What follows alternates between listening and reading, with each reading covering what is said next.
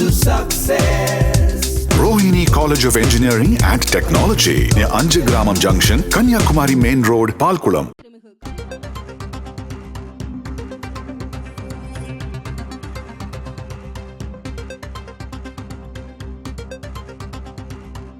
தற்போதைய அண்மை செய்தியை பார்க்கிறோம். கனமழையால் 10,000 நெல் மூட்டைகள் சேதமடைந்திருக்கின்றன. கடலூர் மாவட்டம் இளங்கினியூர் நேரடி நெல் கொள்முதல் நிலையத்தில் 10,000 நெல் மூட்டைகள் சேதமடைந்திருப்பதாக அண்மை செய்தியை பார்க்கிறோம். நேற்று இரவு பெய்த கனமழையில் நனைந்து நெல் மூட்டைகள் சேதமடைந்திருக்கிறது.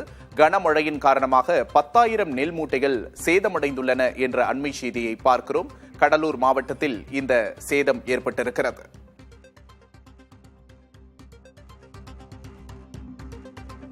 கூடுதல் விவரங்களை செய்தியாளர் ஸ்ரீதரிடம் கேட்டு பெறலாம். ஸ்ரீதர், எவ்வளவு மூட்டைகள் சேதமடைந்திருக்கிறது? 10,000 மூட்டைகள் என்ற அளவு மிக அதிகமான ஒரு அளவாக இருக்கிறது. கூடுதல் விவரம் என்ன? கோடையொப்பம் கடலூர் மாவட்டத்தை மிகப்பெரிய அளவில் பாதிக்க செய்தது. இந்நிலையில் தான் அக்னி நட்சத்திரம் நேற்று பிறந்த வேளையில் இந்த அக்னி நட்சத்திரம் அழிக்க வண்ணமாக மழை பெய்தது. இந்த மழை அனைவருக்கும் மகிழ்ச்சியை தந்தாலும் இந்த இளைஞனூர் கிராமத்தை சுற்றியுள்ள கிராம மக்களுக்கும் விவசாயிகளுக்கும் கடுமையான பாதிப்பை ஏற்படுத்தியிருக்கிறது. குறிப்பாக இளைஞனூரில் செயல்படும் நேரடி கொள்முதலத்தில் வண்ணத்தூர், விலங்கியனூர், நல்லூர், ஐவதுகுடி உள்ளிட்ட பல்வேறு பகுதிகளிலிருந்து நெல் மூட்டைகள் கொள்முதல் நிலையத்திற்கு கொண்டு வந்து விற்பனைக்காக வைக்கப்பட்டது. ஆனால் இந்த எதிர்பார்க்கப்படாத மழையின் காரணமாக அங்கு தேங்கி நின்ற நீரின் காரணமாக நெல் முழுவதுமாக நனைந்து விட்டது. இதனால் என்ன செய்வது என்று தெரியாமல் விவசாயிகள் காத்துக் கொண்டிருக்கிறார்கள். உடனடியாக அதை அப்புறப்படுத்தி காய வைத்தால் மட்டுமே அதை பயன்படுத்த முடியும். இல்லை என்றால் 2 நாட்களில் அது முழுமையாக முளைத்துவிடும். முளைத்துவிட்டால் கடந்த 3 மாதமாக பாடுபட்டு செய்த பயிர் ஒட்டுமொத்தமாக குப்பையாகத்தான் மாறும். அந்த அளவுக்கு பாதிப்பில் இருக்கும் விவசாயிகள் தற்போது உடனடியாக அரசு நடவடிக்கை எடுக்க வேண்டும் என்று கேட்டுக்கொண்டனர்.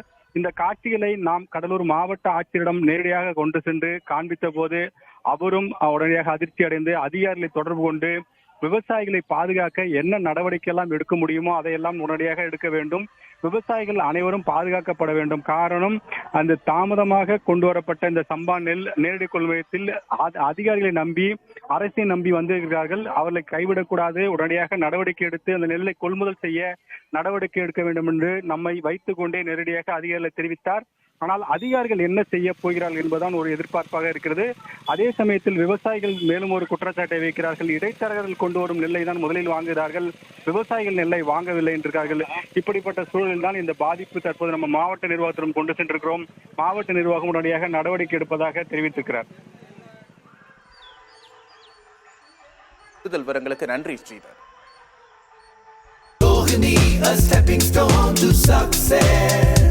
Rohini College of Engineering and Technology near Anjagramam Junction, Kanyakumari Main Road, Palkulam.